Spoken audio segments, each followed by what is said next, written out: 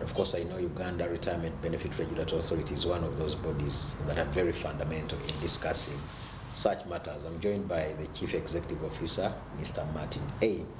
Nsubuga. Thank you for joining us, Mr. Martin CEO. Most welcome.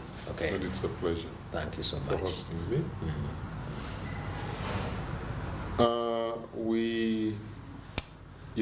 When you say, first and foremost, when you say Martin A. Nsubuga, people begin to say, what is that A? There's no person called A. Maybe if you don't mind. A stands for Anthony, and my name is Martin Anthony Nsubuga. I'm the Chief Executive Officer for Uganda Retirement Benefits Regulatory Authority. The topic you brought seems to be more looking at discussing the midterm access. That's very true. Yes. First, from the regulator's perspective, who is responsible to develop the sector and set standards? It is something we discouraged from the onset. It's something we thought that was not good in the interest of a member. Notwithstanding, the challenges that people faced during that time and probably now. But the whole fundamental is that if you access your money before retirement, it reduces your portfolio, your assets.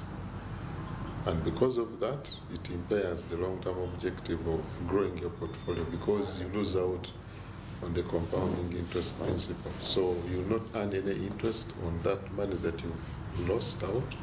And secondly,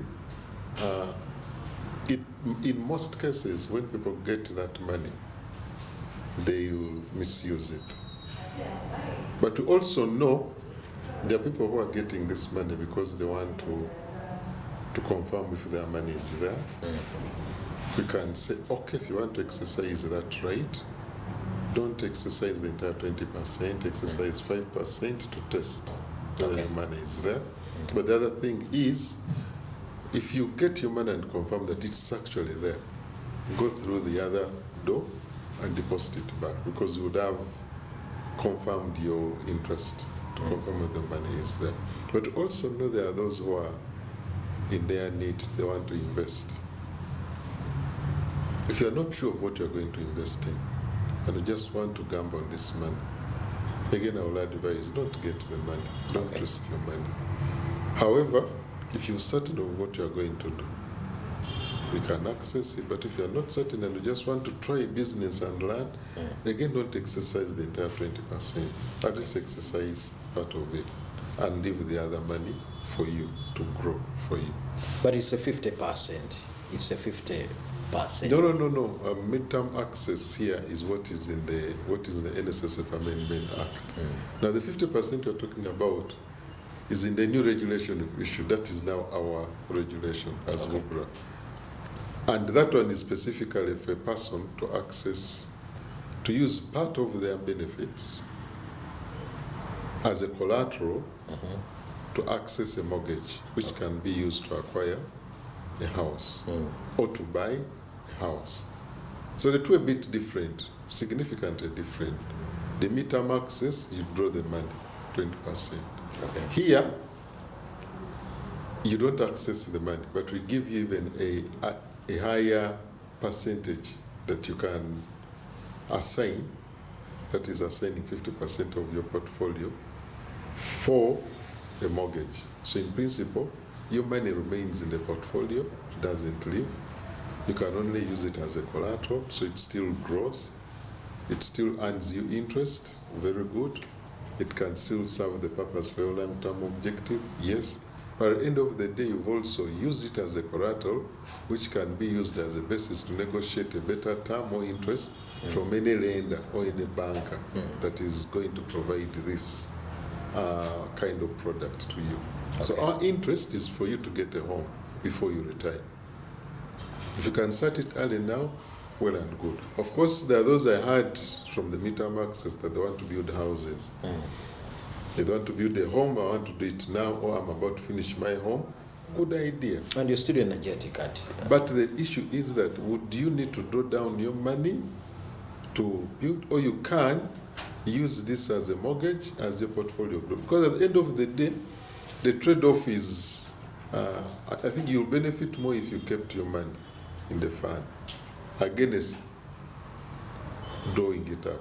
If you left it to grow and got a mortgage instead, the cost of the mortgage, if you do well, there's a condition there. If you perform your obligation as a borrower, and you perform very well under that mortgage, that would mean that your portfolio will grow and even compensate for the costs that you would have incurred to acquire the mortgage. Yet at the end of it, you also have got a home for yourself. Okay. So you have two bites with one stone. So who would benefit more, the one who gets money at an early stage and the other, in your perspective? First and foremost, depending what age you are at.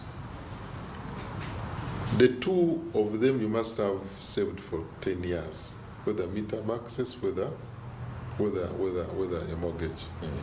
The only difference is that for the midterm access must be 45 years. For the mortgage, you could have started saving early. So I could be 35 today. But because I started saving early, that's the bit of starting saving early, it means that I can be able to save, to assign 50% of my accumulated savings to get a mortgage. So the one who still has more time, it's better for you to preserve your portfolio to grow. But if you're about to retire, 55 years, and you're about to get your NSSM money 5 years, okay, you can give it a chance, 20%, but like I've said, don't exercise the entire 20%, get 5 or 10. But it also happens that there are people who are above 55 who are still working. The principle is that if you are still strong and working, it means that you can still get a cash flow to sustain you. So that money is not yet available for you. But if you want to put up a house, like you are longing to get, and normally mortgages are a long period of time, 10 years probably. So 5 years retirement could be a short time. So you would opt and say, okay, it appears I'm better off to get this midterm access than getting a mortgage. You trade off that. But like I've said, many banks would be even willing to actually advance you money. Because at 55, you probably have a bigger portfolio because you've worked for a long time. And you'll be working for another 5 years, probably, or even 10, depending on where you are working. Because the retirement age normally is 60 years. It's only the access age for the benefits, NSSF, that is 55. Okay. So in principle, you can still work up to 60 years. So the idea is that, again, you are still better off reserving this money for that future date when you're in retirement, when you don't have any cash flow. Okay. And that can help you to support you in retirement. Okay. Now, talk to us about the implementation of all this. First and foremost, the implementation is a bit demanding, for sure. First and foremost, the person who is assigning that portfolio, that is the member, must be a member, period, in a scheme. Not everybody, not anyone from the streets can walk in and say, I want a mortgage. You must have accumulated. You must be a member of a scheme, and you must have accumulated some benefits, saving, accrued. The second one, it requires trustees of your scheme to play a role. For you, as a member who is going to get this mortgage, you must have documentation of ownership of the piece of land. Because the mortgage is not in space. It isn't. It is on land. So you must have ownership on land. Even if you're going to buy a house, even if it's a condominium, you still have that title ownership of some property of some sort. So first, clear that ownership. Is it in your names? If it's not in your names, then it's not yours. Okay? If it's a joint property with your spouse, have you got consent from her or from him? Okay. Number two, is the intention a house? Not speculative things. People are saying, I want to put up apartments or what. Well, if that's the house you've opted, and you stay in one apartment and rent out others, it's also an option. But the issue here is that get one mortgage at a time. So first get that mortgage, finish paying it, and then get another mortgage. So what is the advantage of getting one at a time? The issue is that you are signing 50% of your assets, of your accumulated benefits. Now, it may not be possible that what you've accumulated is quite significant enough. Number two, it's also a risk control mechanism. The more exposure you have to many mortgages or investments, east, west, and center, the higher risk that you'll not be able to make good of them and subsequently expose your portfolio to a risk. The issue is not to expose your property. Like when you go to the bank and you put in your title, the idea is not to sell the title, to sell the land. Okay. No, but rather to use it as a collateral, to preserve it, but gain access to some liquidity to help you do certain things. As you execute them and perform well on your loan and portfolio, you do what? You preserve your title. So that's the concept. Now the other implementation issues, that's the Board of Trustees, who take charge of the fiduciary responsibility of the scheme. Okay. They're supposed to ascertain that Martin, who is going into this mortgage, actually owns the land. Actually, the land is located here. You've also verified that the title, documentation, that's the detail, and the names embedded therein truly belong to Martin, is the true owner. Okay. Now, if Martin is buying a house, then they also need to follow up. As if Martin actually bought the house. It doesn't end there. Yes. Now, before even the house, they have to sign some documentation to the financial institution. They are the people who ascertain that Martin is a member of Scheme Y. Martin has so much money. Martin is assigning 50% of that money as at today to acquire a mortgage. So that's the role of the trustees. Okay. Now the financial institution, which is a bank, which is going to give you the mortgage, also has a role to play. Don't give me the mortgage because I have a huge amount of accumulated benefits. No. So what should be the basis? Give me the loan on the basis of my ability to pay. So the principles of borrowing and lending should not be undermined. So how do I measure your capacity?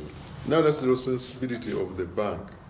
That's the profession they do. Their business is lending anyway. They collect savings from people and then they collect deposits and then lend them out. So they know the process. But what I know, they do a due diligence on Martin. Okay. Where does Martin? The KYC basic principles. But beyond the KYC, because KYC is just to know me. But do I have the ability to pay? Will I have a cash flow to make good my mortgage? Okay. I'm working here and there. Do I get the money? Is it remitted in this bank? Will I influence your employer to pay your money through my bank? Then can we get assurance that even if you took this mortgage and ceded some portion of your income to pay the mortgage, you'll still survive? So the ability to pay and your continuity to survive and to live and to meet other ends of your life. Okay. So that's the bank. They're supposed to do that. Now, number two, because you are getting a mortgage, it means there's a first primary security, which is the land. Okay. So they have to get ownership of that land. They're the lenders. So when the bank moves into the trustees to get a no objection or a clearance that yes, Martin is our member, he can assign so much money and can therefore be given money, the trustees are also required to confirm whether the bank has actually taken hold of the title. Okay. In custody. Because that is one of the primary securities. And subsequently, the transaction can be executed. So where does this leave the country in terms of economic contribution? Yes. Now, we are filling that gap of housing. You know, one of the challenges in this country is home. Is a home. there is a significant, I don't have the statistics handy with me, but I know there is a big virtue. But for us, we are looking at that person who is retiring. There are many retirees who retire without a home. But there are also many retirees who, in the retirement time, that's when they plan to build a house. And that's a high risk. So it means the risk is that they're going to get that money and spend it on a house. And subsequently, do not have any money to keep them living. So, are we helping that person? If we wait for him to retire and then begin to build, we are not helping them. So can we assist them to get a home now as they work, such that they can use their money as a collateral? That's the benefits that they have accrued. But at the same time, their money is attracting interest and growing. It is intact, but only being used or assigned to a collateral. Then that's the contribution we would have made. But would we need a law for this? Would we need a law to inspire and motivate people to save for maybe for their retirement? Yes. First of all, of course, this law is helping those who are already converted, those who are already having accrued benefits. So it's only to support you as you prepare for your retirement. However, the law also gives you hope that when I start the journey of saving for retirement, when I'm still young, if I've not been able to build a house along the way as I work, I can be able to build it in time. After 10 years of working, it means I can get a mortgage and I use part of my money as a collateral. It would also give some comfort to somebody, other than beginning to agitate as early as my first day of work, 2 years, and want to build a big house like your father has. But say, no, please, take it slow. There's this hope for you. You don't need to mess up with your life. Probably tapping into money that is not yours. So the principle is that there's that hope. There's that assurance that if you saved for your retirement, you can as well use that money as a collateral. Even if you don't have land as yet, you can actually, on the way, buy that piece of land or even buy a house. Okay. So the issue is that before even you retire, you'll be assured of a home if you follow that footstep. So the idea is that planning for retirement starts very early. And if you started it early, good for you. What do you mean by early? What do you mean by early? Early here, I mean, we normally say when you get your first check, but that is an extended example because many people get their first checks after many more years. Many years after school. So we say, start saving for retirement as early as when you join university. Okay. And because, do you know why? You don't need much money to start saving for retirement. Maybe as we plan to wind up, have the statistics changed when it comes to people that save in this country? Not as we plan to wind up this financial year. The recent statistics don't indicate so much difference. The many people who are in this space are 2.8 million.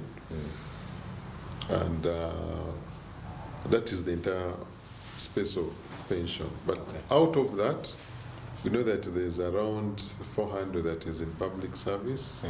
There's also around 350 or thereabout in the social assistance grant for empowerment stage. Now the remainder, which is around 2.1 million, the one which is under the NSSF and occupational schemes and the umbrella schemes that we have. Okay.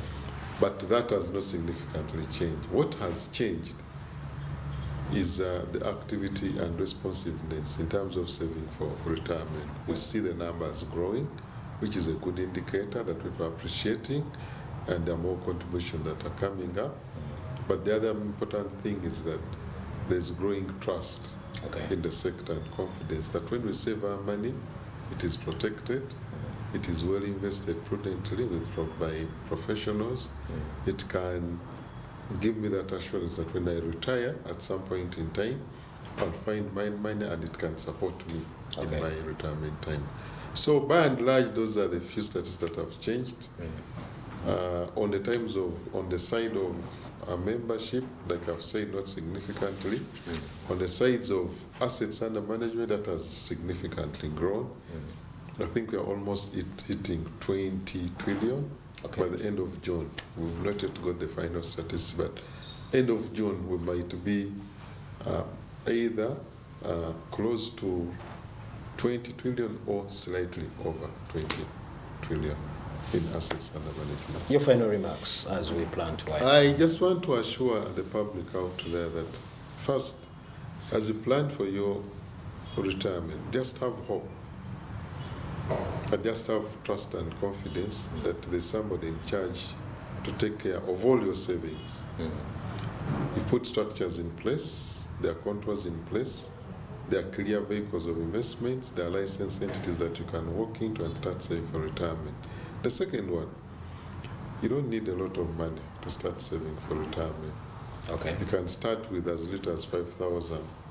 But the principle is that can you be consistent with that 5,000? If it is weekly or monthly, can you be consistent? And of course, can you let it grow, preserve it to help you in your retirement?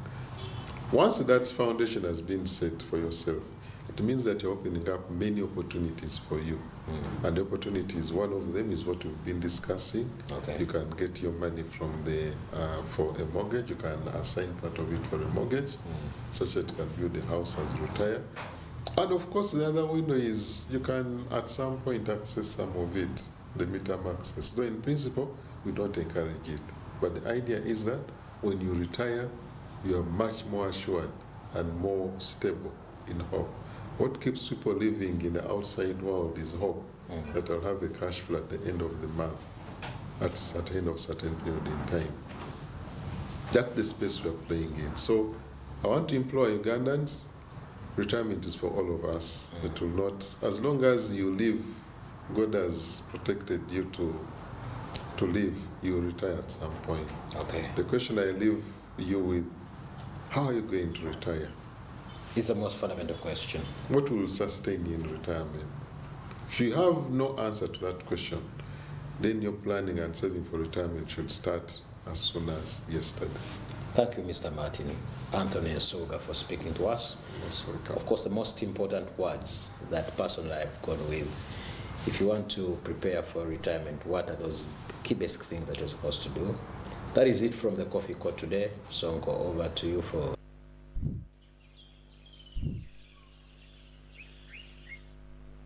Coffee Court series continue with business today, tonight as well, but also with Smart Means Business, and we will be giving you more of these particular discussions. That was with Martin Anthony Nsubuga, who is the CEO of the Uganda Retirement Benefits Regulatory Authority, Uganda Retirement Benefits Regulatory Authority.